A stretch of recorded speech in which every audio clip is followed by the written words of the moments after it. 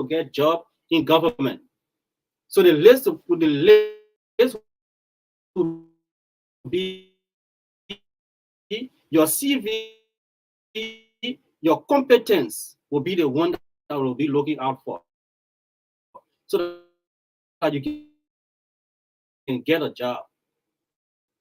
But the thing about people, everybody wants job. Everybody wants job. That's what makes it the country difficult. Because the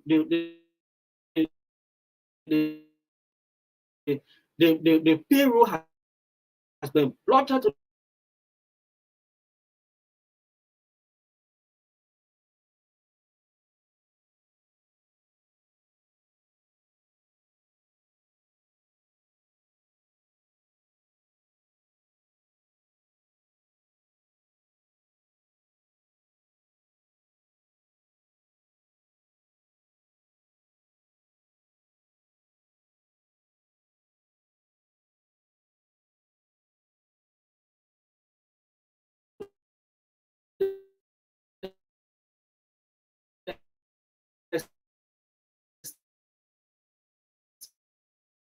ground.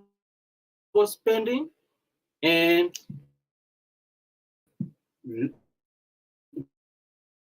money. We need these partners.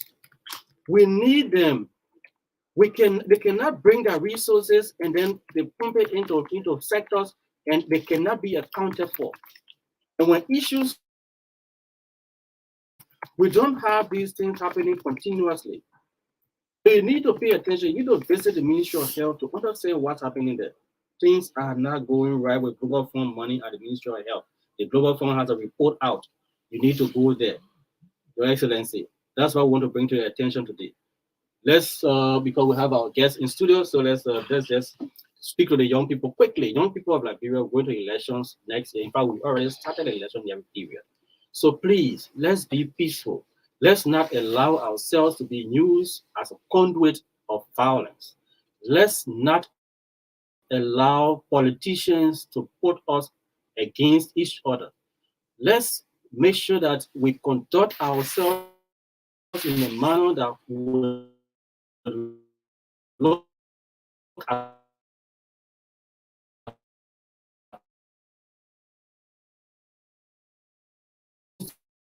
that your eyes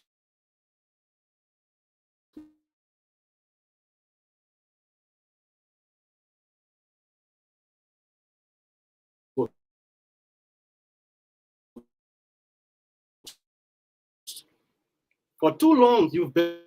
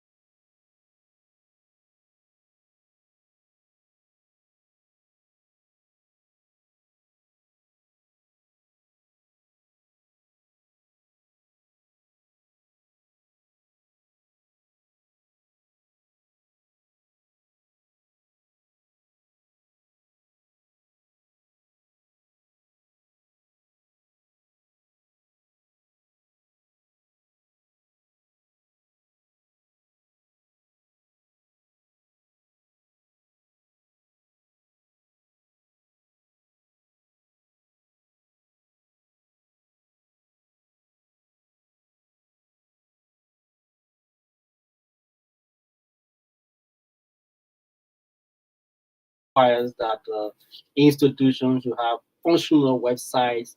Some of the requirements, though, I mean, so they don't have functional, maybe online presence. No functional online presence specifically now at the lower house. Okay, so Even we are part of the African Parliamentary Monitoring Group. Mhm. Even the report reflected that Okay. Liberia Parliament is the only parliament with non-functional website. So I mean, this I'm is talking so. about Africa. I mean, this is so pathetic. I mean, to the extent that it's been captured from reports from other African countries. Yes. I mean, what you are working with the lawmakers, like for us, we do these advocacy and do engagements. Do you make these? Obviously, we make in-person engagement is formally recommendation are contained in our annual What are reports. you hearing?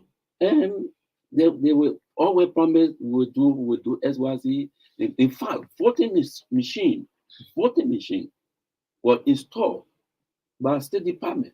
It's not functional now because the people have refused to make it active. It's not functional. It's not functional. So the year and day is being the order of the day. Okay. It's just recently that the Senate started using the voting machine. Okay. Well, at first the lower no, they don't care. They only after year and day and everybody say yeah, it finished. So this It doesn't show any record of what people you cannot pinpoint who voted for what on the issue of yea and nay vote. Because if you monitor the Congress in America, even they come home, if you monitor the Senate recently on issue, each senator will be given at least 3-5 minutes to speak and then vote. Okay. By that, we can capture who voted for what and who voted against what. But with the yea and nay, nobody can catch or who say yeah. There's no record on that. No record. Absolutely. You talk about attendance. Yes. So attendance is a key. Yeah. Then participation. How do you participate when you're not in attendance? So the issue of remote participation you were talking about is red. Okay. So we also capture participation. You went to the house and you just sit from January to December and you not say anything. And there are people who will do that. Since 2006, we've been marking when we hear Bobo lawmaker. It are those people that just go to session and sit down whole day, and after session they go back home. And some of them when sessions are going on their own. But since we started to issue our report, there are some improvement actually. Okay. Yeah, there are some improvement. But still we get people sometimes they just talk 1-2 times. But let's name some of those specifically. I mean, in your recent report, who are some of the Bobo lawmakers? No. For now, we don't want to, name because we are coming up with our recent report. The report is being consolidated, compiled, and will be issuing that report. When that report is sanctioned by the executive director and approved by the board, then we'll issue it. We'll issue that report. But you have some Bobo lawmakers. Of course, we still have some Bobo lawmakers. And like what? Like who? No. Sam, you cannot force me to divorce anything now. Okay. But the report will do that because our report are normally approved before we come. Even before I came here, my executive director gave me the go ahead to come. Okay. So something that I will be saying, anything that I'll be saying is official. Okay. Anything I say here is official. What next? Yeah. So participation, then lawmaking. Okay. Lawmaking is the number of bill proffered by a representative or by a legislator. So if you proffer or co-sponsor a bill, then it falls on a lawmaker or lawmaking. Then we can create from that category. But if you went to plenary session year in, year out, and you did not sponsor or co-sponsor or proffer a bill, of course, with margin 0 because you are not doing anything. We got people in that category that have been going and taking taxpayer money as pay, and they are not proffer any bill or co-sponsor any bill. I think we should not hold the names of these people, because I mean And we are paying so them. I will, we are paying so them. I will appeal to you, Sam. Let the report come up. I will make the report come up. Then we can use that report and Certainly, discuss it here certainly on your program. we will not mince our voice on it, Yeah. because we are paying these people. It's our money they've been paid with, and they can't go there and sit there whole day and do nothing. They've not been paid. We need value for money. Yes. We can't have people and we're paying them. They're not producing anything. Let them go sit home. Absolutely. And so when we issue the report is approved, sanctioned by the authority. And of course, we'll share a copy with you, and then we'll come and expand on it. Yeah. And so oversight responsibility, the last but not the least. The oversight responsibility is that function, or a look at mainly the executive, people in the executive, for example, the ministers. What are they doing when they receive budgetary allocation? What are the programs? The performance.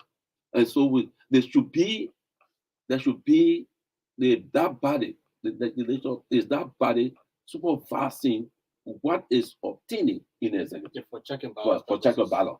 So, for example, during the budgetary process, the legislature are given or have the statutory responsibility to appropriate. Yes. When that appropriation is made and the budget is approved, become law, then the accountability comes. That is why I said we have interest in this particular, because the public, they are blaming the lawmakers for being responsible for most of the things we found ourselves in. Rampant corruption, allegations of rampant corruption, and misappropriation, like we're talking about the Ministry of Health, the Global Fund sending report. I mean, we have committee on health who's supposed to pick up these kinds of things, yes, and make sure that they follow up on them.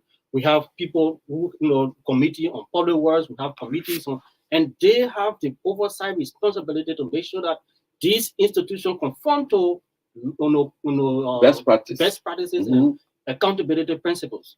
But I mean, it seems to be lacking. Lacking totally.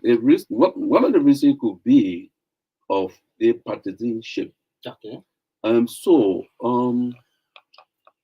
The people in parliament consider the government to be their government.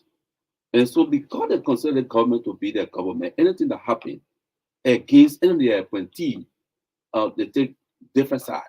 And it should not be so. So, for example, the Minister of Foreign Affairs was sacked the other day by the Senate. The guy refused to go there. Okay. And so what the next action? People just sit down. They don't know what to do.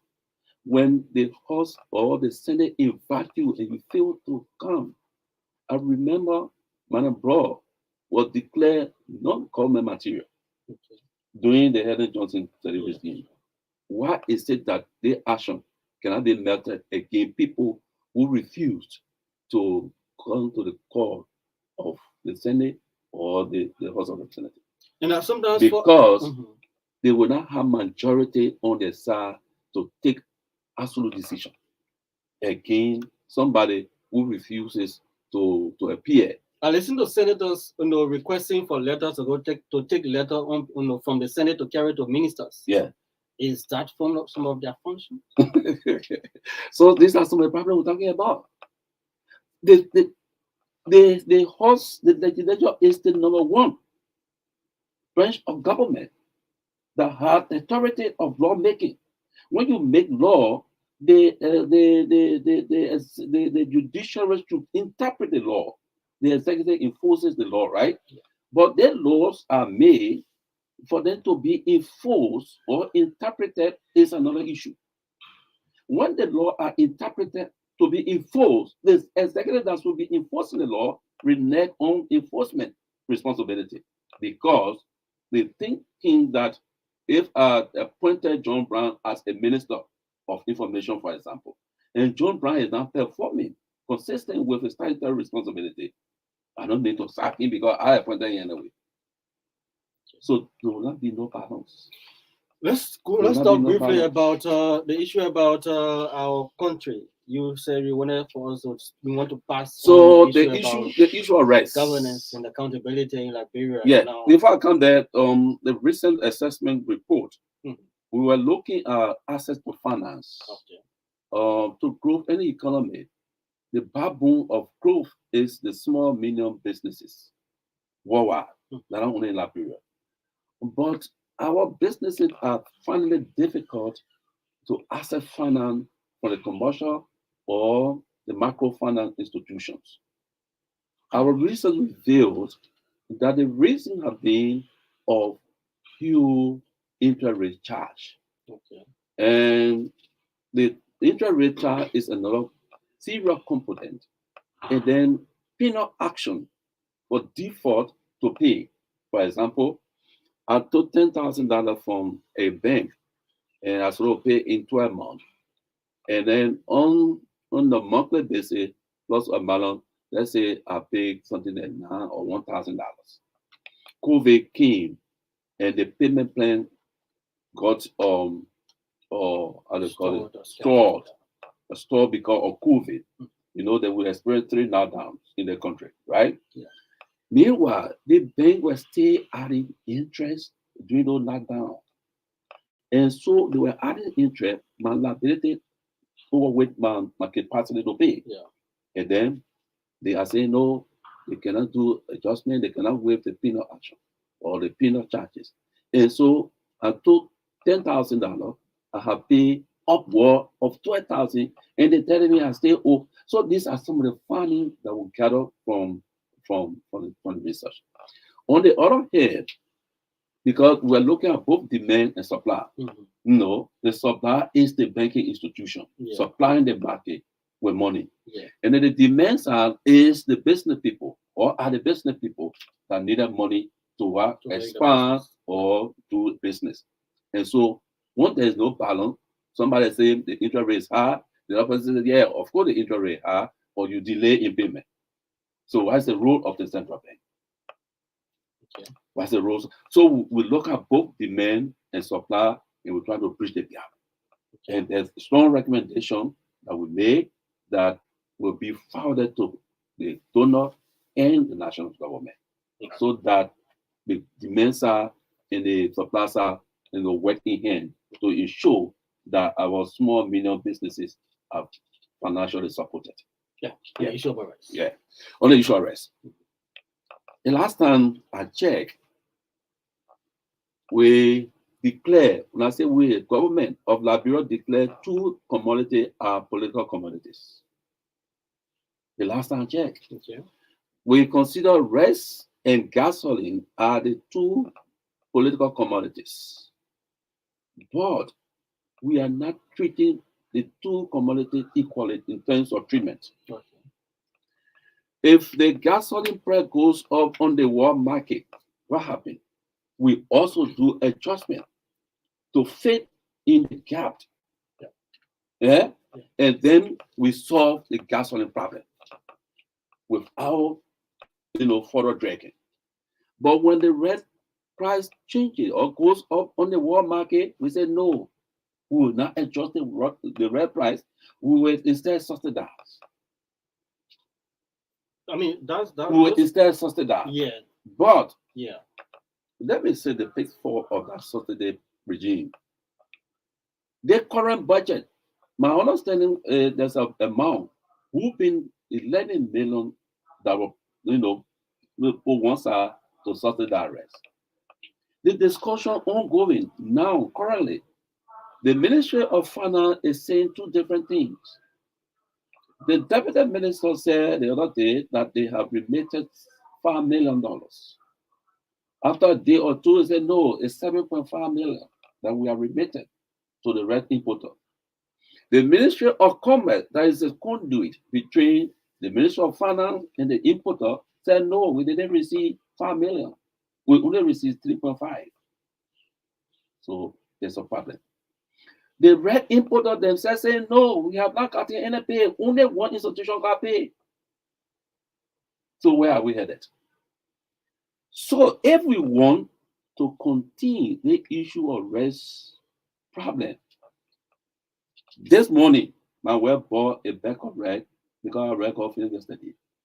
This morning my wife bought a bag of red for $4,500. How do we remedy this situation? What would be So the let me give you recommendation? the suggestion now. Yes. The only remedial action in the red issue is let's do the way we're treating the petroleum product. Okay. Adjust the price when the adjustment is needed based on world market price. The last time I heard that the importer were requesting a $2 increment on the rest. Now government said no, set the rate at $13.50. The people say rare finish. So because they don't want to, sell. So, in your in opinion, my opinion, the rice is the rest available, should but be they- in the market, they but it's being are- held. yeah, so they are holding it Yeah, so it's that being they held. can have the increment. HOARD. Yes, so Yeah. they want to have this That increment. what is obtaining now. Instead of you buying the red $13.50 or a selling price $14, we are asking my web ball how much is for 4,500. It's what $30. $30. Okay. $30. So do away with the how they call it subsidy regime. And then Then you do the market forces, adjustment in the price, that market forces depending determine the on price. the The world market. All right. So that we can solve the red issue. The money, the 11 million that you take in to say it's subsidizing red, you can take that 11 million and do communion farming. Communion farming. Yeah. Okay. Across the 15 counties. Government farm in Lofa, government farm in the county, government farm in communion farming. And then you will see. You think 11 million can make that happen? It could be a good start. Good start. All right. The program you are listening to is called Integrity Watch. It's a 1-hour radio program brought to you by the Center for Transparency and Accountability in Liberia. It is aired every Wednesday on 96.1 FM. It runs from 11 to 12 noon. So it is a primary radio-based communication and information dissemination platform of Center. Today in studio as our guest is the project coordinator at the Institute for Democratic Development, Institute for Research and Democratic Development. So IREDD is the name. Yes. So he is in studio and we're talking about different governance and accountability issues. Talk about activities of IREDD and we just talk about the issue about scarcity of rice on the market. So now we want to give you the time so that you can participate. If you're out there, you want to be part of this program, the number to call to be live on the program, 077 077 0175162. 077 0175162. That's the number to call to be live on the program, Integrity Watch. Like we said, we are talking about activities of the Institute for Research and Democratic Development. So they have the legislative governance program, they have the UN Women Project, they have the UNDP, what is the The Violence Against Women Violence and Girls. Against Women and Girls Project, they have the USAID, LIBDA assessment, and a project as well. So we've been talking about all of those different activities. So we ended up on the issue about our country's staple, the supply of rice on the Liberian market. He's saying he's of the opinion that the best way to go is to make sure that we work according to the international market. How the market operates, that's how we should make sure that if there will be increment, there will be decrement. It should be depend on the international market rather than subsidizing the commodity. Like the same way we do for petroleum, let's do the same thing for rice as well. 07701756162, 07701756162.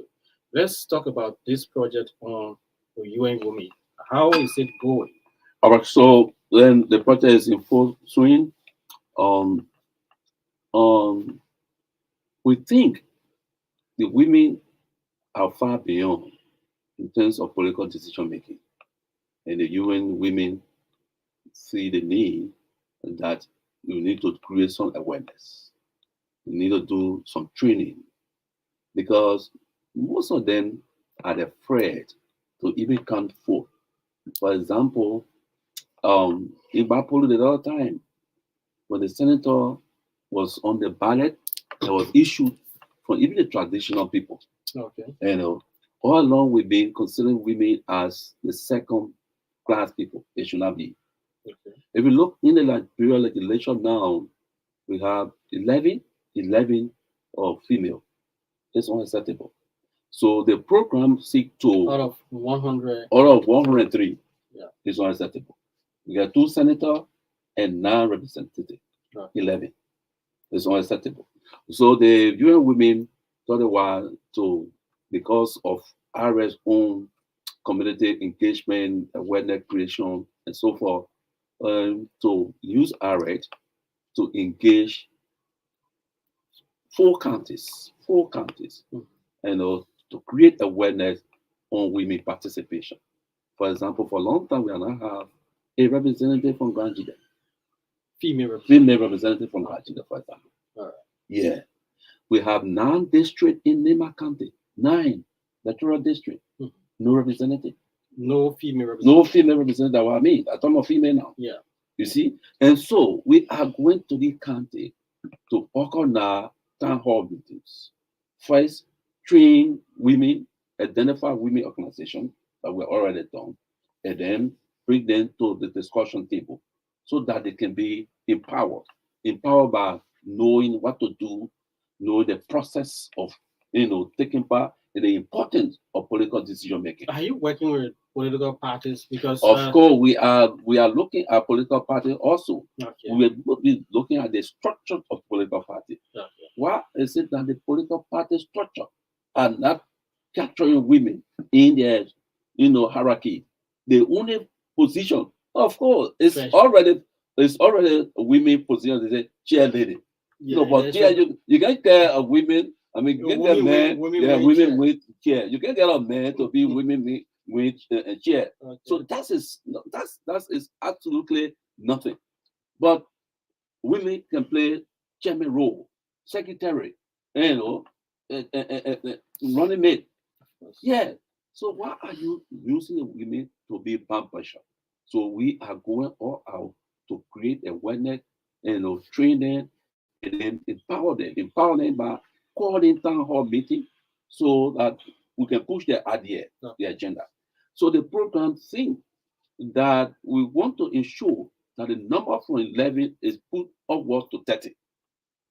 After the 2023 election, we want at least 30 women represented and representative and senator plus a manner. Okay. We don't want to go below any number called 30. That's what we seek to do. Okay. Yes. So the is there anything? I think I was hearing about the the representation. Is there a law? We have the law on the.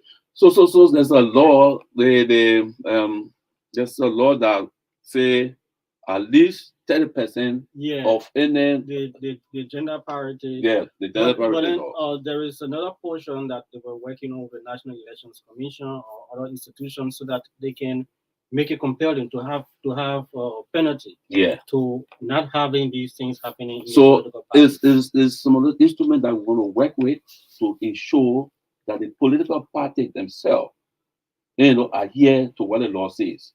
Because, for example, the ruling party, the last I checked, there was a vacancy for senatorial position where somewhere in Nema. And instead of them supporting a woman candidate, they supported a male candidate. And I can't understand. And then we have the president to say he is what? Female in chief. We've been clear. We want to make sure that the women are conscientized, they are moralized, so that the people at the county level, at the local level, at the national level, women are given opportunity. Not only representative, we are pushing for recognition to be superintendent. We'll be pushing to be commissioner. We'll be pushing to be city mayor. So and how, so forth. how are you pushing? Because I I'm asking because We'll be pushing through town hall meetings. Through town hall meeting, you Yeah, have the town hall mobilization. meeting. Yeah. You have your meeting and you leave you have a meeting and everybody just go away. No, so we'll How be are you- using How are you county making sure based. that they get recognized Yeah, by we'll be using county based the community based organization to be carrying out this issue. I'm understanding that very well. So, for example, superintendent position. Yeah. Their appointing power lies within the presidency. Yeah. How are you working with the presidency to make sure that this happens? Okay, so I was just crossing over the appointment power. Mhm. The main thing is sensitizing the citizenry to vote for women candidates as a goal. Sensitizing the various counties, the communities that look, it is time for us to elect women to go to represent our interests. All I know, men have done it. We're not discussing the men, but we want women to be prioritized. Great. Let's take your parting comment. Okay, so Patrick, I wanted to talk on the issue of the sanction and resignation. But okay. Yeah, sure. But we want to say thank you for the platform and thank you for the working relationship. We think these opportunities are good for us to also come and say here to the process. As a matter of fact, IREDD is leading a consortium for civil society organization that will be following the electoral process from beginning to end. Now, monitoring the election day. We're going to follow the process for voter registration, for verification, candidate listing, for political party, and the electoral law, the code of conduct to ensure that everything is done, that the equal playing field, so that we facilitate free and fair transaction during the election time.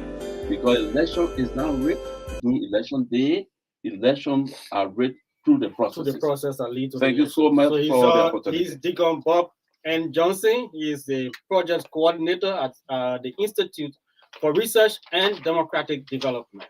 He has been our guest today on the program Integrity Watch. My name is Sam Zota. I'm the Media and Communications Officer at Central.